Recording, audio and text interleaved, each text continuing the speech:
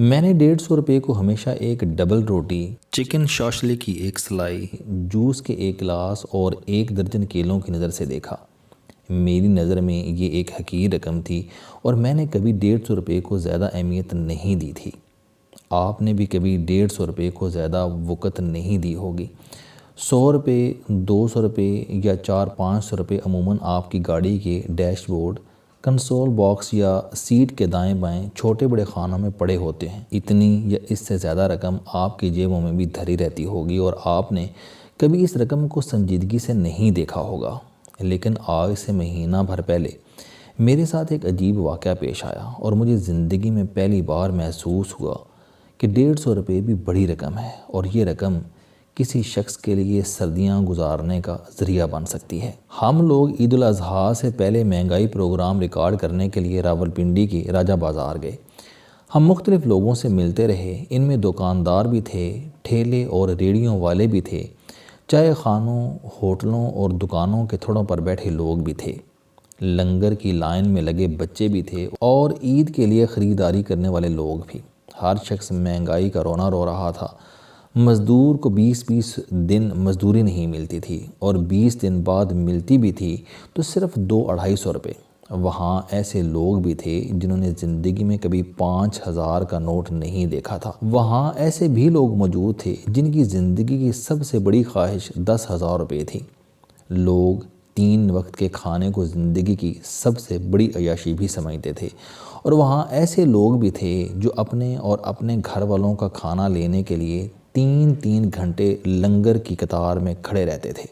غرض ہر شخص غربت کی ایک دل خراش کہانی تھا اور یہ کہانیاں اسلام آباد سے صرف 3 کلومیٹر کے فاصلے پر پڑی تھیں اور اسلام آباد کے باسی اپنے 10 کروڑ روپے کے گھر میں بیٹھ کر کروڑ کی گاڑی میں سفر کرتے ہوئے یا پھر 90 وزراء پر مشتمل حکومت جس کے ہر وزیر پر روزانہ 1 لاکھ روپے خرچ ہوتے ہیں، یہ سوچ بھی نہیں سکتی اس سے صرف 3 کلومیٹر کے فاصلے پر ایسے لوگ بھی رہتے ہیں جن کے بچے صبح 8 بجے مٹی کا پیالہ لے کر لنگر کی قطار میں کھڑے ہوتے ہیں، دوپہر 2 بجے ان کی باری آتی ہے، یہ بچے دال کے 4 چمچ اور 3 روٹیاں لے کر گھر آتے ہیں اور سارا خاندان اس دال میں 1 گلاس گرم پانی ڈال کر ناشتہ کرتا ہے۔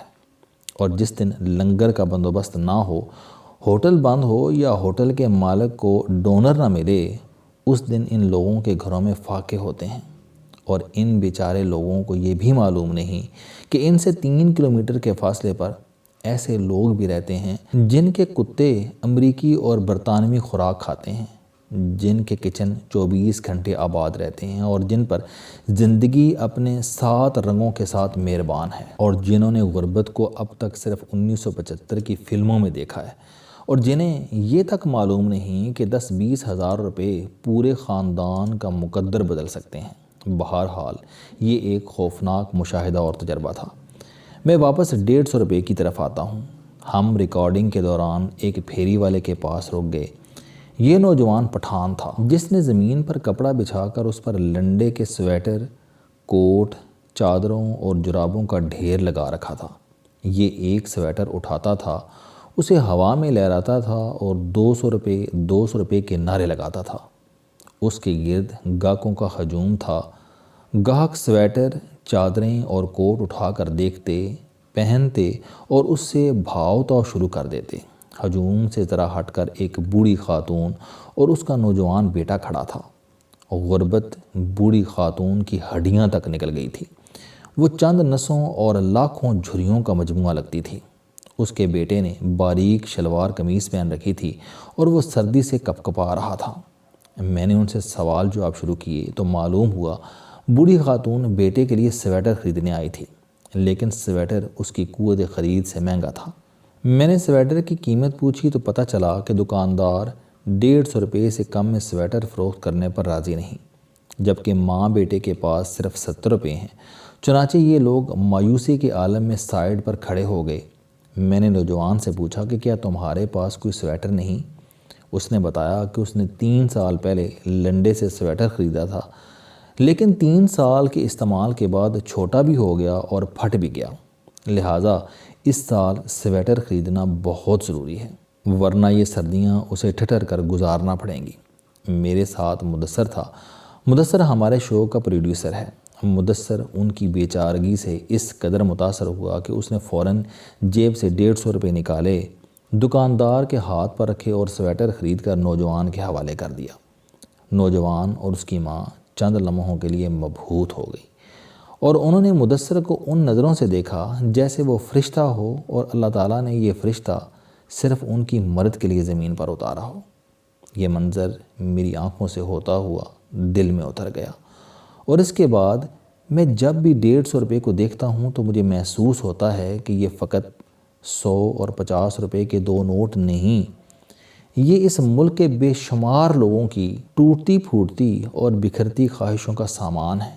یہ 150 روپے لنڈے کا کمبل بن کر، یہ سویٹر بن کر، یہ جرابوں کے 10-20 جوڑے بن کر اور یہ لنڈے کے جاگر بن کر کسی شخص اور ٹھٹھرتی منجمد ہوتی سردیوں کے درمیان ڈھال بن سکتے ہیں۔ ہم اگر ان 150 روپے کا مناسب استعمال سیکھ لیں، ہم روزانہ 150 روپے بچائیں، راجہ بازار جیسے بازاروں میں جائیں، لنڈے کی کسی ریڑھی کے قریب چپ چاپ کھڑے ہو جائیں اور جس ماں، جس باپ اور جس بچے کے پاس 150 روپے نہ ہوں اسے سویٹر، کوٹ، چادریں، جرابیں خرید دیں تو یہ حقیر سے 150 روپے بہت قیمتی ہو سکتے ہیں۔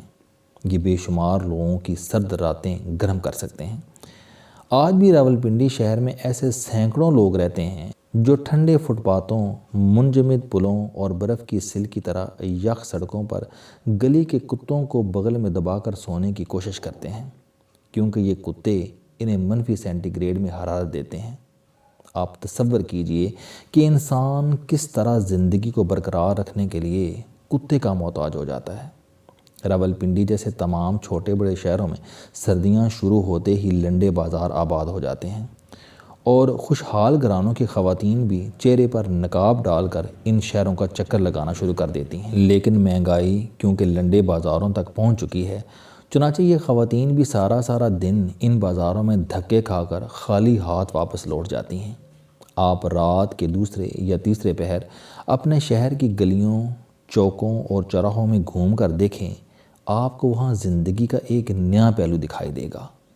آپ کو بے شمار لوگ کاغذ، پرانے کپڑے، لکڑی کے چھوٹے بڑے ٹکڑے اور پرانے ٹائر ٹیوب جلا کر آگ تاپتے دکھائی دیں گے۔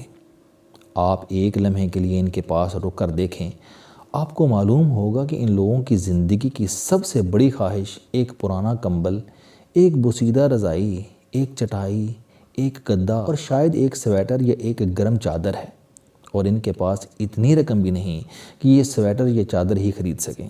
چنانچہ یہ لوگ بازار بند ہونے کا انتظار کرتے ہیں، کاغذ اور لکڑی کے ٹکڑے جمع کرتے ہیں، ان کے نیچے ٹائر یا ٹیوب کا کوئی ٹکڑا رکھتے ہیں، آگ لگاتے ہیں اور اس آگ پر ہاتھ اور پاؤں سینک کر رات گزارتے ہیں۔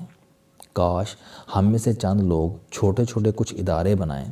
یہ ادارے ہم جیسے لوگوں سے روزانہ 150 روپے اور ہر سال لنڈا خرید کر ان لوگوں میں تقسیم کر دیں جن کی زندگی ایک کمبل، ایک سویٹر، ایک رضائی، ایک گدے اور گرم جرابوں کے چند جوڑوں کے لیے ترس رہی ہے، اور یہ لوگ سویٹر کی خواہش لے کر گھر سے نکلتے اور رات کو حسرت لے کر واپس لوٹ آتے ہیں۔ یہ لوگ روز لنڈے کی ریڑھیوں کے قریب کھڑے ہو جاتے ہیں اور لوگوں کو آتے سویٹر چادریں خریدتے دیکھتے اور ہر بار اپنی جیب میں ہاتھ ڈال کر 10 روپے کے ساتھ نوٹ گنتے ہیں اور یہ سوچتے ہیں کہ ابھی ایک معجزہ ہوگا اور یہ 70 روپے 150 روپے بن جائیں گے اور یہ اپنے باپ کا سویٹر خرید کر خوشی خوشی گھر لوٹ جائیں گے۔